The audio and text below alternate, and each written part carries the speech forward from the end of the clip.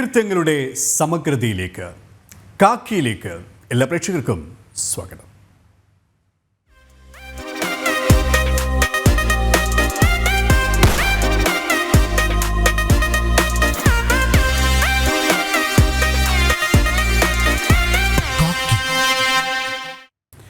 YouTuber മണവാളന്റെ മുടിമുറിച്ച സംഭവത്തിൽ jail അധികൃതർക്കെതിരെ കുടുംബം രംഗത്ത്.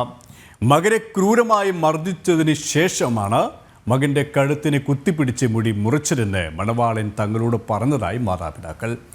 വിദ്യാർത്ഥികളെ കാറിടിച്ച് കൊലപ്പെടുത്താൻ ശ്രമിച്ച കേസിൽ തൃശൂർ വിയൂർ ജയിലിൽ റിമാൻഡിൽ കഴിയുകയാണ് മണവാളൻ.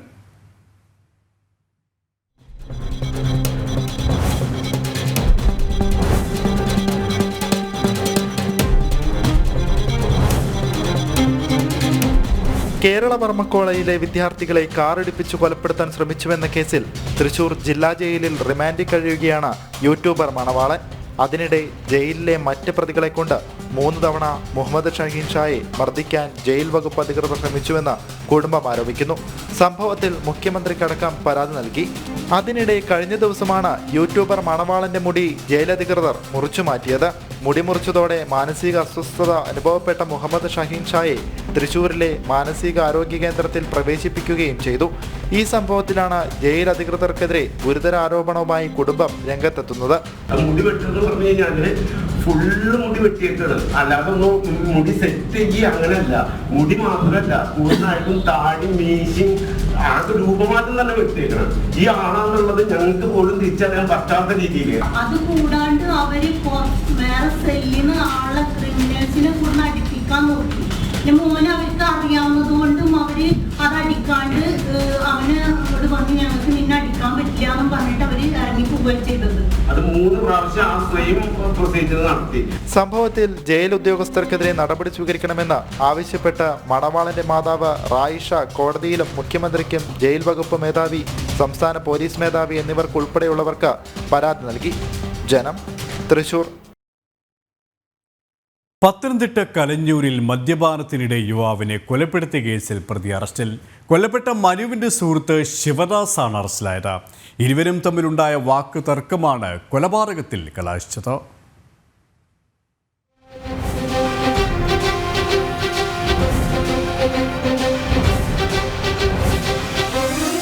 പ്രതി ശിവപ്രസാദിന്റെ പറമ്പിലെ പണികൾക്കായി JCB ഡ്രൈവറായ മനുവിനെ വിളിച്ചു വരുത്തിയതാണ്.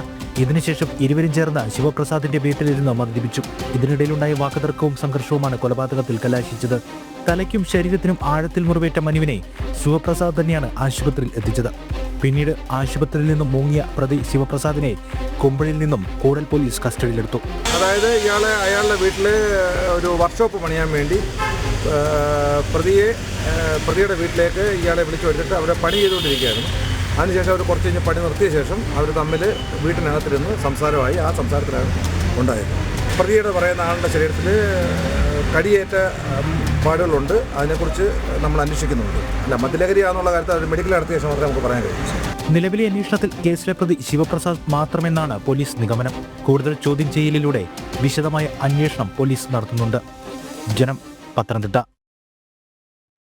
കൊല്ലം മടത്തറയിൽ മോഷണം തുടർക്കഥയാവുകയാണ്. ഇന്ന് പുലർച്ചെ മടത്തറയിലെ മെഡിക്കൽ സ്റ്റോറിൽ നടന്ന മോഷണത്തിന്റെ CCTV ദൃശ്യങ്ങൾ പുറത്ത്.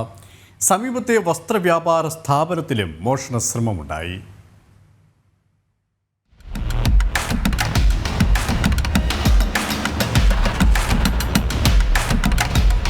കഴിഞ്ഞ 1.5 മാസം മുൻപ് മടത്തറയിലെ SBIയുടെ ATMൽ കവർച്ചാശ്രമം നടന്നിരുന്നു. അതിന് തൊട്ടടുത്തായാണ് വീണ്ടും മോഷണം നടന്നിരിക്കുന്നത്. പുലർച്ചെയോടെ മടത്തറയിൽ പ്രവർത്തിക്കുന്ന മെഡിക്കൽ സ്റ്റോറിന്റെ മുൻവശം പൊളിച്ചാണ് മോഷ്ടാവ് അകത്തു കയറിയത്. മേശയിൽ സൂക്ഷിച്ചിരുന്ന 3000 രൂപയോളം കവർന്നെടുത്തു. രാവിലെ വന്ന് കട തുറക്കാൻ നേരത്താണ് ഒരു സൈഡ് പൊളിഞ്ഞ് കിടക്കുന്നതാണ്. നോക്കിയപ്പം ഒരു സൈഡ് വലിച്ചിളക്കിയിട്ട് ചെറിയൊരു ഗ്യാപ്പാണുള്ളത്. അതിൽ കൂടെ ആള് അകത്ത് കയറുന്നതായിട്ട് ഇത് കണ്ടു. അങ്ങനെ വന്ന് എൻ്റെ കൗണ്ടർ നോക്കിയപ്പം അതിന് കൗണ്ടറിനകത്ത് കിടക്കുന്ന കുറച്ച് 10ൻ്റെ നോട്ട് 20ൻ്റെ നോട്ടുകൾ അതൊക്കെയാണ് ഉണ്ടായിരുന്നത്. അതെല്ലാം എടുത്തുകൊണ്ട് പോയേക്കുന്നത്. പിന്നെ അതിൻ്റെ ഫ്രണ്ടിലിരുന്ന കുറേ കോയിൻസ് അതെല്ലാം എടുത്തുകൊണ്ട് പോയി. പിന്നെ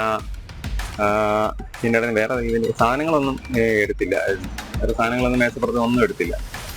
എന്നിട്ട് ഈ ചെറിയ ഗ്യാപ്പിൽ കൂടെ തന്നെ ഇറങ്ങിപ്പോയേക്കുന്നത്. ക്യാമറയിൽ ഒരു ഒരാളുടെ രൂപം ഇത് പതിഞ്ഞിട്ടുണ്ട്. പക്ഷെ അങ്ങനെ മുഖം അറിയാൻ വയ്യ. ഒരു മുടി നീട്ടി വളർത്തിയ ഒരാളെ ഇത് പതിഞ്ഞിട്ടുണ്ട്. ഇന്ന് രാവിലെ ഷോപ്പ് തുറന്നപ്പോഴത്തേക്കാണ് സംഭവം മനസ്സിലാകും. അപ്പൊ അപ്പുറത്തെ ഷോപ്പിന്റെ അതുവഴിയാണ് കടന്നത്. അതുവഴിയാണ് ഇങ്ങോട്ട് കയറിയത്. അപ്പൊ ഇവിടെ ഈ ഒരു ഷട്ടർ ഉണ്ടായിരുന്നു, അതുകൊണ്ട് ഇതിനകത്ത് കയറാവത്തില്ല. പക്ഷെ ക്യാഷ് കൗണ്ടറൊക്കെ പുറത്തായിരുന്നു, ഈ പുറത്തെ ഷട്ടർ. പുള്ളിക്കാരന് ആവശ്യമുള്ള സംഭവം അവിടെ ക്യാഷ് കൗണ്ടർ കിട്ടി. അവിടെ തന്നെ ഒരുപാട് പൈസ ഒന്നുമില്ലായിരുന്നു, കുറെ കോയിൻസ് ആയിരുന്നു. 5-ന്റെയും 10-ന്റെയും കുറെ കോയിൻസ് ഉണ്ടായിരുന്നു. അതുകൊണ്ട് ഏകദേശം 10,000-3,000 രൂപ അത് വരും. തൊട്ടടുത്തുള്ള വസ്ത്രവ്യാപാര സ്ഥാപനത്തിലും ഇയാൾ മോഷണ ശ്രമം നടത്തി. മുൻവശത്തെ ഗ്ലാസ് ഡോറിന്റെ പൂട്ട് പൊളിച്ചെങ്കിലും കടയ്ക്കുള്ളിൽ കയറാൻ മോഷ്ടാവിന് കഴിഞ്ഞില്ല. ATM കവർച്ചാശ്രമ കേസിലെ പ്രതികളെ പിടികൂടുന്നതിന് വേണ്ടിയുള്ള അന്വേഷണം നടന്നു വരുന്നതിനിടയിലാണ് പോലീസിന് വീണ്ടും പരാതി ലഭിച്ചിരിക്കുന്നത്. CCTV ദൃശ്യത്തിന്റെ അടിസ്ഥാനത്തിൽ മോഷ്ടാവിനെ പിടികൂടാനുള്ള ശ്രമത്തിലാണ് ചിതറ പോലീസ്. ഈ മേഖലയിൽ രാത്രികാല പോലീസ് പട്രോളിംഗ് ശക്തമാക്കണമെന്നതാണ് വ്യാപാരികളുടെ ആവശ്യം. ജനം, കൊല്ലം. വടകരയിൽ കാറിടിച്ച് സ്ത്രീ മരിക്കുകയും പേരക്കുട്ടിക്ക് ഗുരുതരമായി പരിക്കേൽക്കുകയും ചെയ്ത സംഭവത്തിൽ കാറോടിച്ച ഷൈജിലിനെ നാട്ടിലെത്തിക്കാനായില്ല. UAE-യിലുള്ള ഷെജിലിനായി ഇന്റർപോളിന്റെ സഹായം തേടും. ബ്ലൂ കോർണർ നോട്ടീസ് ഉടൻ പുറപ്പെടുവിക്കാൻ ആവശ്യപ്പെടുമെന്ന് അന്വേഷണ സംഘം അറിയിച്ചു.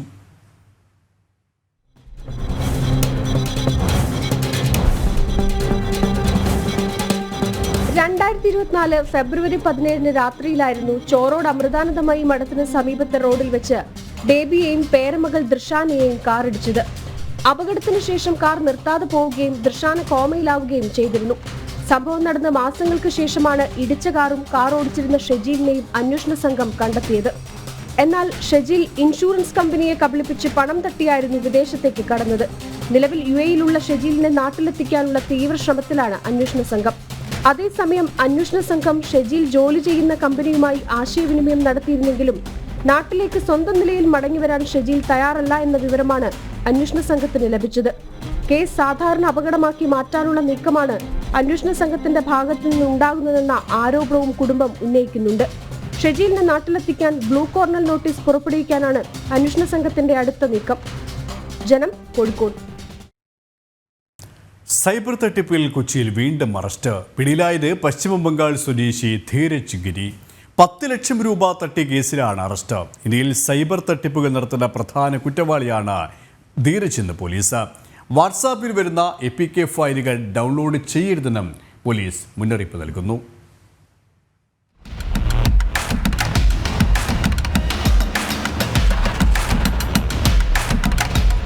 ഒരാഴ്ചക്കിടെ 3ഓളം കേസുകളാണ് സൈബർ തട്ടിപ്പുമായി ബന്ധപ്പെട്ട് കൊച്ചിയിൽ രജിസ്റ്റർ ചെയ്തത്. മട്ടാഞ്ചേരി സ്വദേശിയിൽ നിന്നും 10 ലക്ഷം രൂപ തട്ടിയെടുത്തെന്ന കേസിൽ പശ്ചിമ ബംഗാൾ സ്വദേശി ധീരജ് ഗിരിയെ പോലീസ് അറസ്റ്റ് ചെയ്തു. വാട്സാപ്പ് വഴി APK ഫയൽ അയച്ചു നൽകിയായിരുന്നു പണം തട്ടിയത്. പരാതിക്കാരൻ ഫയൽ ഡൗൺലോഡ് ചെയ്തതോടെ അക്കൗണ്ടിൽ നിന്നും പണം നഷ്ടപ്പെടുകയായിരുന്നു. പോലീസിന്റെ സൈബർ വിങ് നടത്തിയ വിശദമായ അന്വേഷണത്തിലാണ് പ്രതി പിടിയിലായത്. ഇന്ത്യയിൽ സൈബർ തട്ടിപ്പുകൾ നടത്തുന്ന ശൃംഖലയിലെ പ്രധാന കണ്ണിയാണ് ധീരജ് എന്നാണ് പോലീസിന്റെ കണ്ടെത്തൽ. കേസിൽ വരും ദിവസം കൂടുതൽ അറസ്റ്റ് ഉണ്ടായേക്കും. സൈബർ കുറ്റകൃത്യങ്ങൾ വർദ്ധിച്ച സാഹചര്യത്തിൽ ജാഗ്രത വേണം. വാട്സാപ്പിലും മറ്റും വരുന്ന APK ഫയലുകൾ ഡൗൺലോഡ് ചെയ്യരുതെന്നും പോലീസ് മുന്നറിയിപ്പ് നൽകി. Requesting you to create awareness that don't download the APK files which are coming to WhatsApp. And also there is nothing called digital arrest where nobody can arrest you digitally. And also whenever you lost money, please try to call 1930 or your local police station also, so that we immediately freeze the amount and try to get the money back. Trading app വഴി 24 ലക്ഷം രൂപ തട്ടിയെടുത്തെന്ന കേസിൽ info park police ഇന്നലെ 2 പേരെ arrest ചെയ്തിരുന്നു. ഇരട്ടി ലാഭം വാഗ്ദാനം ചെയ്ത് റിട്ടയർഡ് ഹൈക്കോടതി ജഡ്ജിയിൽ നിന്നും 90 ലക്ഷം രൂപയായിരുന്നു ഓൺലൈൻ വഴി തട്ടിയെടുത്തത്. ജനം, കൊച്ചി. പത്തനംതിട്ട അടൂരിൽ +2 വിദ്യാർത്ഥിനിയെ 9 പേർ ലൈംഗികമായി പീഡിപ്പിച്ചതായി പരാതി. കേസിൽ 5 പ്രതികളെ പോലീസ് അറസ്റ്റ് ചെയ്തു. CWC നടത്തിയ കൗൺസിലിംഗിലാണ് പെൺകുട്ടി പീഡന വിവരം വെളിപ്പെടുത്തിയത്.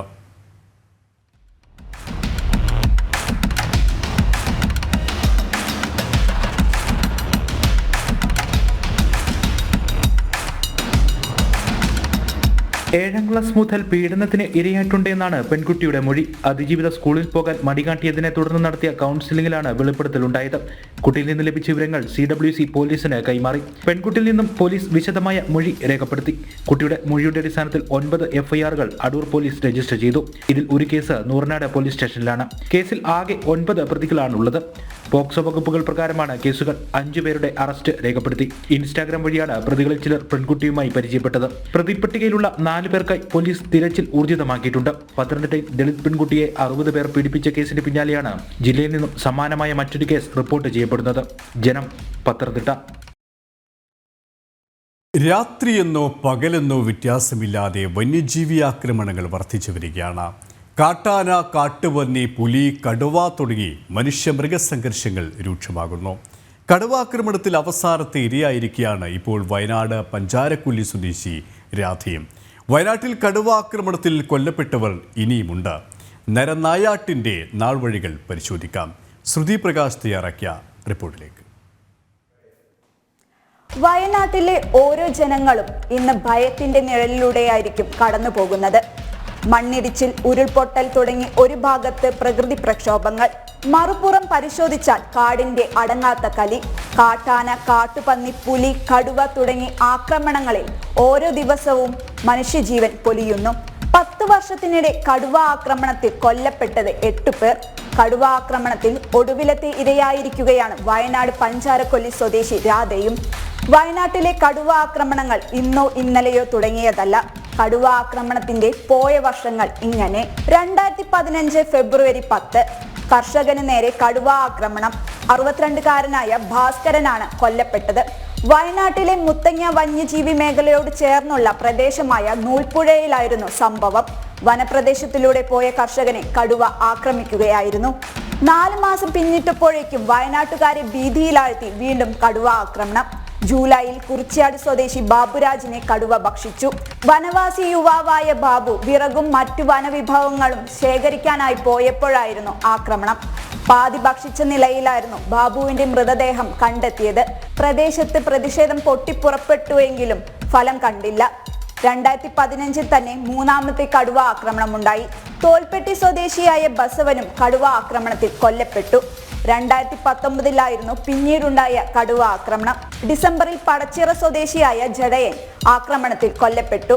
1 വർഷം കഴിഞ്ഞപ്പോൾ 2020 പുൽപ്പള്ളി സ്വദേശിയായ ശിവകുമാർ കടുവയ്ക്ക് ഇരയായി. വിറക് ശേഖരിക്കാനായി വനപ്രദേശത്ത് എത്തിയപ്പോഴായിരുന്നു ആക്രമണം. ശിവകുമാറിന്റെയും മൃതദേഹം പാതി ഭക്ഷിച്ച നിലയിലായിരുന്നു. 2023 ജനുവരിയിൽ പുതുശ്ശേരി സ്വദേശി തോമസ് ആയിരുന്നു കൊല്ലപ്പെട്ടത്. ഇതേ വർഷം ഡിസംബറിൽ നാടിനെ നടുക്കി വീണ്ടും കടുവ ആക്രമണം. യുവ കർഷകനായിരുന്ന വാഗേരി മൂടക്കുല്ലി സ്വദേശി പ്രതീഷ് കൊല്ലപ്പെട്ടു. പുല്ലുപറിക്കാനായി പോയപ്പോഴായിരുന്നു കടുവയുടെ ആക്രമണം. മൃതദേഹം പാതി ഭക്ഷിച്ച നിലയിലായിരുന്നു. പ്രതിഷേധം കനത്തതോടെ കടുവയെ പിടികൂടാൻ ഉത്തരവിട്ടു. ഡിസംബർ 18 പ്രതീഷിനെ കൊലപ്പെടുത്തിയെന്ന് സംശയിക്കുന്ന കടുവയെ വനം വകുപ്പ് പിടികൂടിയിരുന്നു. ഇവിടം കൊണ്ടും അവസാനിച്ചില്ല. കടുവ ആക്രമണത്തിൽ പഞ്ചാരക്കൊല്ലി സ്വദേശി രാധയും ഇരയായി. കാപ്പിക്കൂരു പറിക്കുന്നതിനിടെയായിരുന്നു കടുവ ആക്രമണം. തണ്ടർബോൾട്ട് സംഘം നടത്തിയ തിരച്ചിലിലാണ് രാധയുടെ മൃതദേഹം കണ്ടെത്തിയത്. മൃതദേഹം പാതി ഭക്ഷിച്ച നിലയിലായിരുന്നു. വീണ്ടും പ്രതിഷേധം ഉയർന്നു. കടുവയെ വെടിവെച്ച് കൊല്ലാൻ ഉത്തരവായി. എന്നാൽ ഇതുകൊണ്ട് വയനാട്ടുകാരുടെ പ്രശ്നം അവസാനിക്കുമോ? ഇനിയൊരു വന്യജീവി ആക്രമണത്തിൽ ഒരാളുടെയും ജീവൻ പൊലിയില്ലെന്ന് സർക്കാരിന് ഉറപ്പു പറയാൻ സാധിക്കുമോ? വന്യജീവി ആക്രമണങ്ങൾ തടയാൻ സർക്കാർ എന്തു നടപടി സ്വീകരിച്ചുവെന്ന് ഇപ്പോഴും ചോദ്യചിഹ്നമായി ബാക്കി നിൽക്കുന്നു. കൊല്ലത്ത് ഫോണിലൂടെ മുത്തലാഖ് ചൊല്ലിയ ഉസ്താദ് അറസ്റ്റിൽ. കൊല്ലം മൈനാഗപ്പള്ളി സ്വദേശിയും പത്തനംതിട്ട ഊട്ടുകുളം പള്ളിയിലെ ഉസ്താദുമായ അബ്ദുൽ ബാസിദാണ് പിടിയിലായത്. തൊടിയൂർ സ്വദേശിനിയായ 21-കാരിയുടെ പരാതിയിലാണ് നടപടി. ആദ്യ വിവാഹം മറച്ചുവെച്ചാണ് ഇയാൾ യുവതിയെ വിവാഹം കഴിച്ചത്. സ്ത്രീധനത്തിൻ്റെ പേരിൽ നിരന്തരം ഉപദ്രവിച്ചിരുന്നതായും പരാതിയിൽ പറയുന്നു. യുവതിയെ വീട്ടിലാക്കിയ ശേഷം ഫോണിലൂടെ വിളിച്ച് 3 തവണ തലാഖ് ചൊല്ലി വിവാഹബന്ധം വേർപ്പെടുത്തുകയാണെന്ന് അറിയിക്കുകയായിരുന്നു. തുടർന്ന് യുവതി ചവറ പോലീസിൽ പരാതി നൽകി. മൈനാഗപ്പള്ളിയിലെ വീട്ടിൽ നിന്നാണ് അബ്ദുൽ ഖാസിദിനെ പിടികൂടിയത്. കോടതിയിൽ ഹാജരാക്കിയ പ്രതിയെ റിമാൻഡ് ചെയ്തു.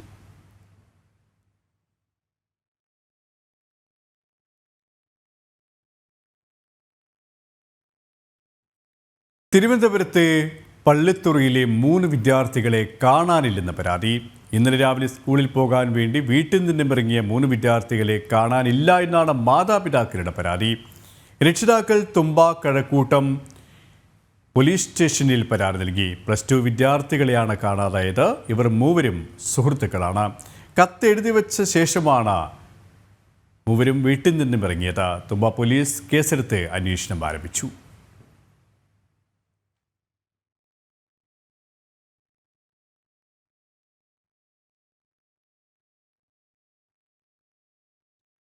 മലപ്പുറം പൊന്നാനിയിൽ മർദ്ദനമേറ്റ നിലയിൽ ആശുപത്രിയിൽ എത്തിച്ച യുവാവ് മരിച്ചു. പൊന്നാനി മുക്കാടി സ്വദേശി കളത്തിൽപ്പറമ്പിൽ കബീറാണ് മരിച്ചത്.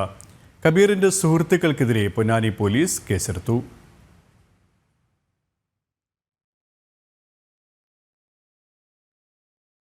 എറണാകുളം സബ് ജയിലിൽ നിന്നും പ്രതി ചാടിപ്പോയി. ലഹരി കേസിലെ റിമാൻഡ് പ്രതിയാണ് ചാടിപ്പോയത്. പശ്ചിമബംഗാൾ സ്വദേശി മന്ദി വിശ്വാസാണ് ജയിൽ അധികൃതരെ വെട്ടിച്ച് ചാടിപ്പോയത്. പ്രതിക്കായി അന്വേഷണം പുരോഗമിക്കുകയാണ്.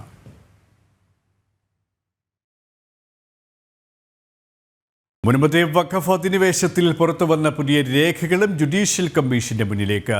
തിരുവിതാംകൂർ സർക്കാർ 1901 തയ്യാറാക്കിയ സെറ്റിൽമെന്റ് രജിസ്റ്ററിന്റെ പകർപ്പായിരുന്നു പുറത്തു വന്നത്. മുൻപത്തെ ഭൂമി പുഴ പുറമ്പോക്കാണ് എന്നാണ് രേഖകളിലുള്ളത്.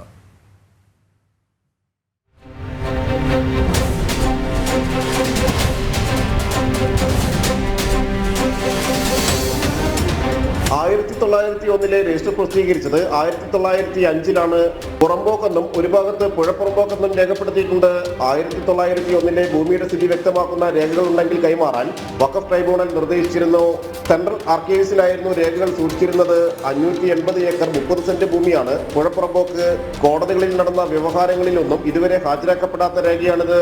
വഖഫ് ഭൂമിയാണ് മുനമ്പത്തുള്ളതെന്ന വാദം തള്ളുന്നതാണ് പുറത്തുവന്ന രേഖകൾ. മുമ്പ് ഇത് സംബന്ധിച്ച് വ്യവഹാരം നടന്ന കോടതികളിലൊന്നും സമർപ്പിക്കപ്പെടാത്ത രേഖകളാണിത്. അബ്ദുൽ സത്താർ ഹാജി മൂസയ്ക്ക് തിരുവിതാംകൂർ മഹാരാജാവ് പാട്ടച്ചീട്ട് കൊടുത്ത ഭൂമി അനധികൃതമായി സിദ്ദിഖ് സേഠിന്റെ കൈവശം എത്തുകയായിരുന്നു. മുനമ്പത്തെ തീരദേശവാസികൾ ഫറൂഖ് കോളേജിന് വില കൊടുത്തു വാങ്ങിയ ഭൂമി വഖഫിന്റേതാണെന്ന അവകാശവാദമായിരുന്നു നിയമപോരാട്ടങ്ങൾക്ക് തുടക്കമിട്ടത്. സംസ്ഥാന സർക്കാർ നിയോഗിച്ച ജുഡീഷ്യൽ കമ്മീഷന് മുന്നിലേക്കും വഖഫ് ട്രൈബ്യൂണലിലേക്കും നിർണായക രേഖ എത്തുന്നത് മുനമ്പ സമരസമിതിയുടെ വാദങ്ങൾക്കും ബലമേകും. ജനം, കൊച്ചി. കാക്കിയുടെ ഇന്നത്തെ അധ്യായം ഇവിടെ പൂർണ്ണമാവുകയാണ്. കാക്കി സൈനിങ് ഓഫ് KP.